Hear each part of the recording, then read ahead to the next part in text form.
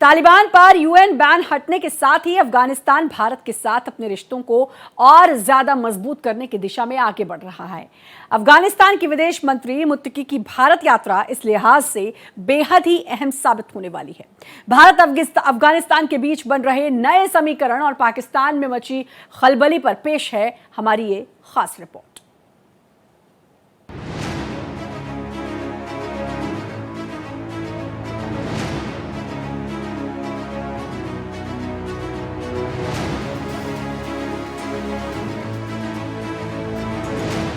UN ने हटाया ban, Pakistan बेचैन।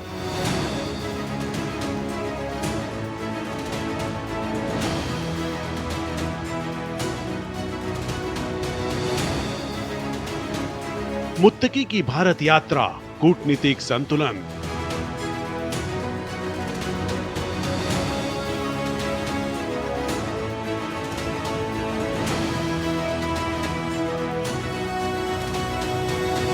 पाक अफगान का बदला समीकरण।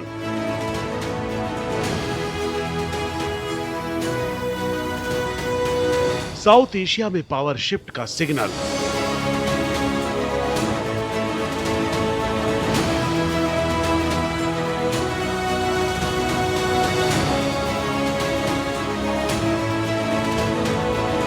भारत अफगानिस्तान का नया चैप्टर। भारत ने पाकिस्तान को कूटनीतिक स्तर पर जोर का झटका दिया है।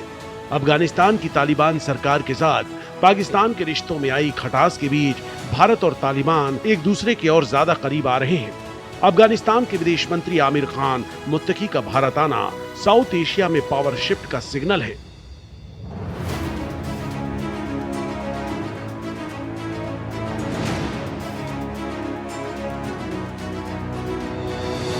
दरअसल मुत्तकी 9 अक्टूबर को भारत के दौरे पर आ रहे हैं। अगस्त 2021 में तालिबान के काबुल पर कब्जा करने के बाद ये किसी भी तालिबानी नेता का पहला भारत दौरा होगा।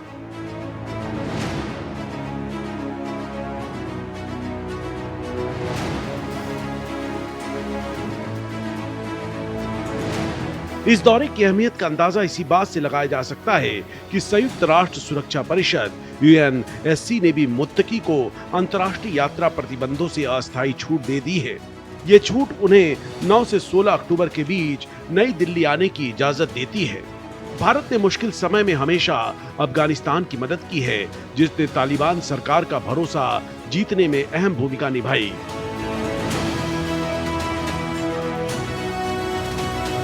मुत्तकी का भारत और अफगानिस्तान के रिश्तों को और ज्यादा मजबूत बनाने में अहम साबित होने वाले हैं।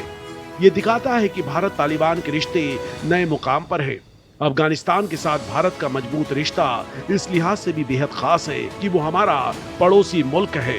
भारत बॉर्डर शेयर करता है, ऐसे में वहाँ कुछ भी होता है तो उसका असर हमारे यहाँ पड़ता है।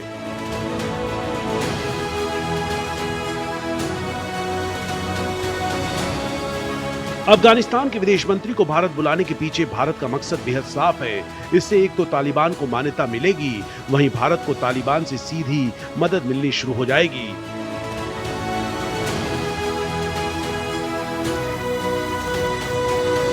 मुत्तकी का दौरा तालिबान को मैसेज देगा कि भारत अफगानिस्तान को अलग थलग नहीं पड़ने देगा। भारत ने अफगानिस्तान में अरबों डॉलर का इन्वेस्टमेंट किया है, स्कूल, हॉस्पिटल, रोड बनाए हैं। चाबहार पोर्ट तो गेम चेंजर है, जो ईरान के रास्ते अफगानिस्तान को कनेक्ट करता है। सामरिक और व्यापारिक लिहाज से अहम इसमें नया ट्विस्ट ये है कि अमेरिका ने चाबहार पर मिली छूट हटा ली। मतलब भारत के इन्वेस्टमेंट पर खतरा मंडरा रहा है। मुत्तकी का दौरा इसी टाइमिंग में आया है, लेकिन मुत्तकी चाहेंगे कि भारत इसे ठीक कर ले। पाकिस्तान को डर है कि भारत फिर से गेम में वापस आ जाएगा।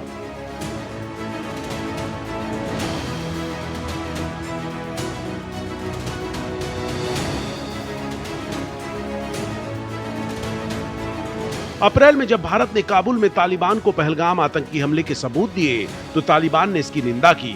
आतंकवाद के मुद्दे पर भारत और अफगानिस्तान में एक जैसी राय दोनों देशों के बीच आपसी रिश्ते की बुनियाद को मजबूत करने के लिहाज से बेहद अहम था। मई में भारत के विदेश मंत्री एस जयशंकर ने मुत्तकी से फोन पर बात की। 2021 के बाद ये दोनों देशों के बीच मंत्रियों के स्तर पर पहली सीधी बातचीत थी। भारत की लगातार मानवीय मदद और पाकिस्तान के साथ तालिबान के तनावपूर्ण संबंधों के बीच हो रहा है। इस अहम कदम से दक्षिण एशिया में नए रणनीतिक और राजनीतिक समीकरण बनने की उम्मीद है।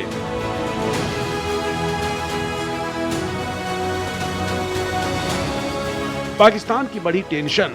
मुत्तकी का ऐतिहासिक भारत दौरा अचानक नहीं है, ये भारत की लंबे वक्त से चल रही कूटनीतिक सफलता है। तालिबान के साथ नए रिश्ते कायम करने की दिशा में अगला कदम बढ़ाकर भारत ने अफगानिस्तान में पाकिस्तान को घेर लिया है। पाकिस्तान अफगानिस्तान को अपना दोस्त मानता रहा है, लेकिन हाल के बरसों में दोनों के रिश्ते में खटास पैदा हो गई।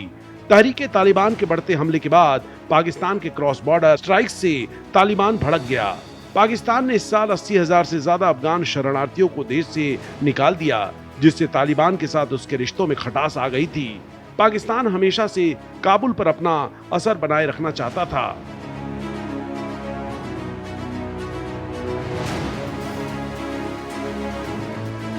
अगस्त में तो मुत्तकी का पाकिस्तान दौरा रद्द हो गया था, क्योंकि पाकिस्तान के नेतृत्व वाले यूएन पैनल ने ही मुत्तकी पर लगा बैन हटाने से इनकार कर दिया था। अब मुत्तकी भारत आ रहे हैं तो पाकिस्तान की टेंशन बढ़ना स्वाभाविक है। पाकिस्तान तालिबान से दबाव बनाना चाहता है कि वो टीटीपी को हैंडल करे, लेकिन भारत की एंट्री अफगानिस्तान को मजबूत बनाएगी और वो पाकिस्तान के कंट्रोल से बाहर हो पाएगा।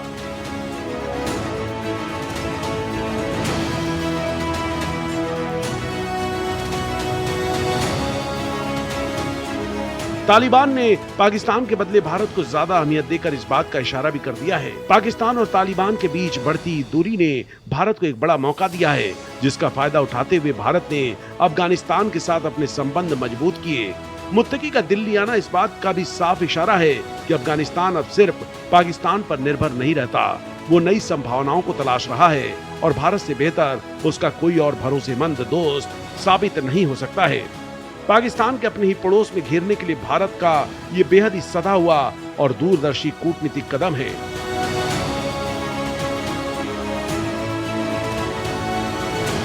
तालिबान से सीधी बातचीत करके नई दिल्ली न केवल अफगानिस्तान में अपने हितों को सुरक्षित करने में कामयाब रहेगा, बल्कि इस क्षेत्र से पैदा होने वाले आतंकी खतरों को रोकने और चीन पाकिस्तान के दबदबे को भी बैलेंस कर पाएगा। दोनों देशों के बीच होने वाली द्विपक्षीय बैठक एक ऐतिहासिक मोड़ साबित हो सकती है, जो भारत और अफगानिस्तान को सहयोग के एक नए रास्ते पर ले जाएगी और पूरे साउथ एशिया में ताकत की समीकरण बदल सकती है।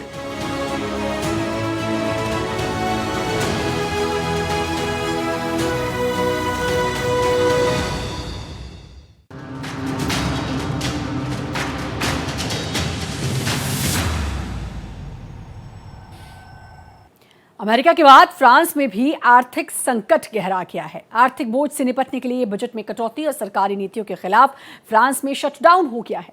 फ्रांस में देशव्यापी स्तर पर विरोध प्रदर्शन में लाखों लोग शामिल हुए और दुनिया भर में मशहूर एफिल टावर पर भी बंद कर दिया गया।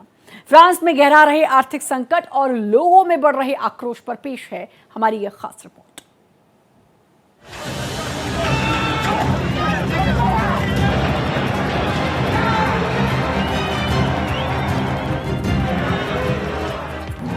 स्पेंडिंग कट के खिलाफ स्ट्राइक।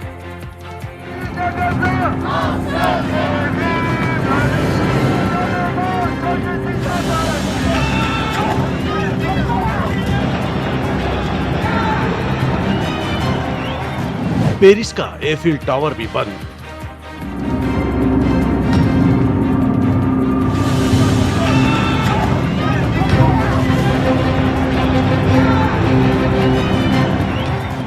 फ्रांस में देशव्यापी विरोध प्रदर्शन।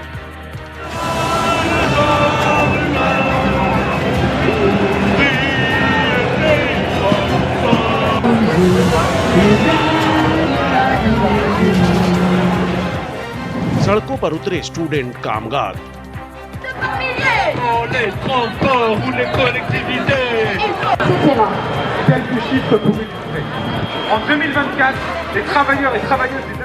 फ्रांस में भारी बवाल।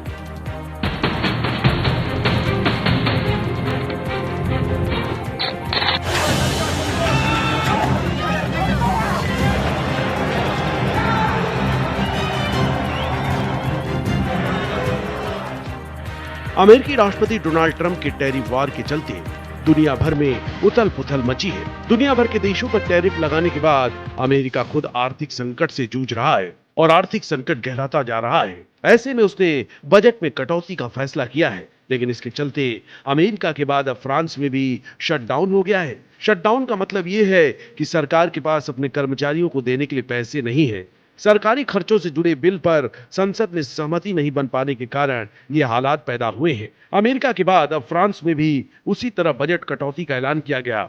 बजट में कटौती के बाद लोगों का गुस्सा चरम पर पहुंच गया और इसके चलते ट्रेड यूनियनों ने देशव्यापी हड़ताल की और इसमें हजारों श्रमिक, सेवानिवृत्त कर्मचारी और छात्र पेरिस के प्लेस डी इटली से मार्च निकाल कर निकले और खर्च में कटौती के विरोध में प्रदर्शन किया।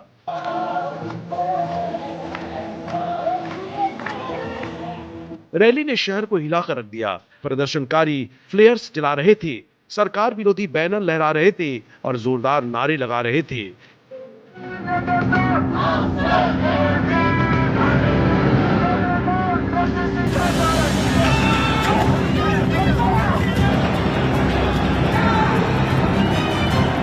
फ्रांसीसी गृह मंत्रालय के मुताबिक देश भर में करीब 2 लाख प्रदर्शनकारी सड़कों पर उतरे, जिसमें अकेले पेरिस में 24,000 शामिल थे। लेकिन देश के प्रमुख यूनियनों के मुताबिक ये संख्या इससे कहीं ज्यादा है। यूनियनों का दावा है कि देश भर में हुए विरोध प्रदर्शन में 10 लाख से ज्यादा लोग शामिल हुए।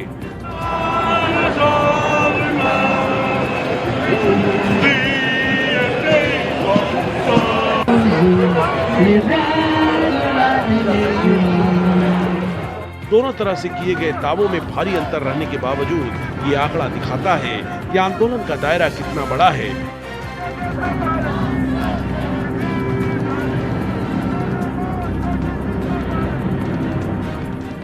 यूनियनों का दावा है कि देश भर में हुए विरोध प्रदर्शन में 10 लाख से ज्यादा लोग शामिल हुए। दोनों तरह से किए गए दावों में भारी अंतर रहने के बावजूद ये आंकड़ा दिखाता है कि आंदोलन का दायरा कितना बड़ा है। विरोध प्रदर्शन राष्ट्रपति इमैनुएल मैक्रों की सरकार पर भारी दबाव बना रहे हैं, जो पूर्ण बहुमत के बिना मुश्किल से चल रही है। फ्रांस में चल रहे विरोध प्रदर्शन ने मैक्रो सरकार को बैकफुट पर ला दिया है।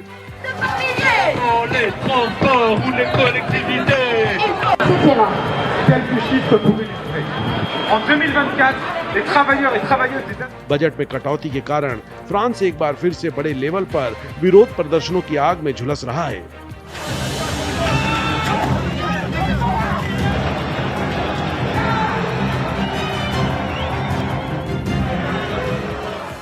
आर्थिक कटौती और कठोर सरकारी नीतियों के खिलाफ राष्ट्रव्यापी गुस्सा भड़क उठा। देश के 200 से ज्यादा शहरों और कस्बों में हजारों कर्मचारी, सेवानिवृत्त व्यक्ति, छात्र और आम नागरिक सड़कों पर उतर आए, जिससे जनजीवन अस्त व्यस्त हो गया। राजधानी पेरिस में तो हालात ऐसे हो गए कि दुनिया के प्रतिष्ठित पर्यटन स्थल एफिल टावर को हड़ताल के कारण बंद करना पड़ा।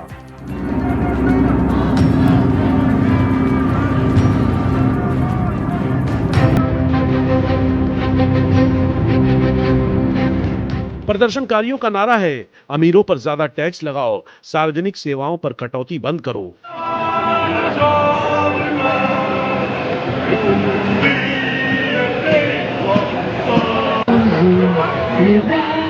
ये विरोध प्रदर्शन राष्ट्रपति इमैनुएल मैक्रों की सरकार पर भारी दबाव बना रहे हैं, जो बिना पूर्ण बहुमत के मुश्किल से चल रही है। पिछले दिनों फ्रांस में सरकार विरोधी प्रदर्शनों के दौरान सब कुछ बंद करो अभियान के तहत सड़कों पर धुआं छा गया था। जगह जगह आग लगी थी, पुलिस ने आंसू गैस के गोले दागे थे।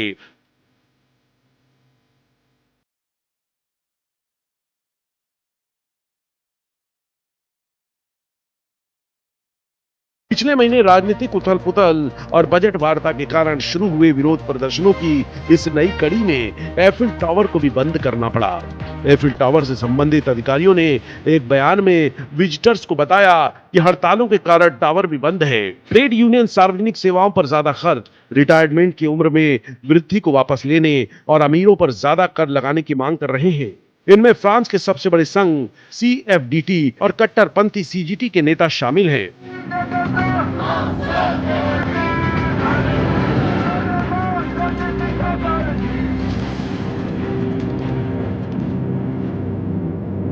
क्या है पूरा मामला? फ्रांस के राष्ट्रपति इमैनुएल मैक्रों ने रक्षा मंत्री सेबेस्टियन लेकुर्नु को प्रधानमंत्री नियुक्त करने के साथ ही उन्हें विभाजित संसद में आम सहमति बनाने और 2026 का बजट पारित कराने का चैलेंज दिया है।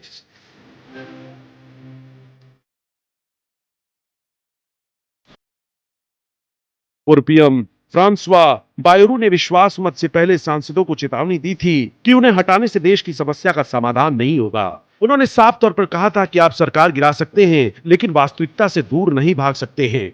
प्रधानमंत्री सेबेस्टियन लेकुर्नु से फ्रांसवा बायरू द्वारा प्रस्तावित बजट के मसौदे को वापस लेने का आग्रह किया।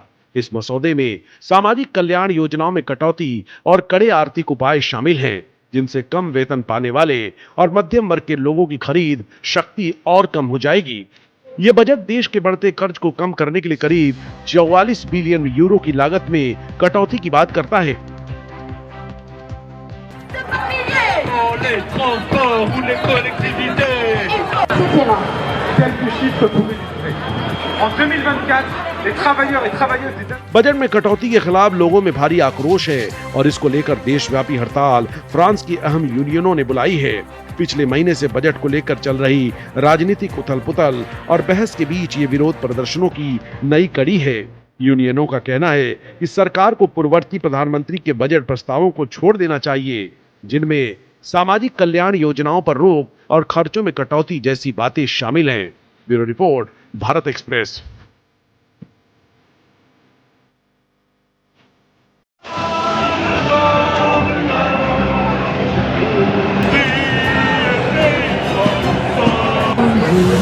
Thank you.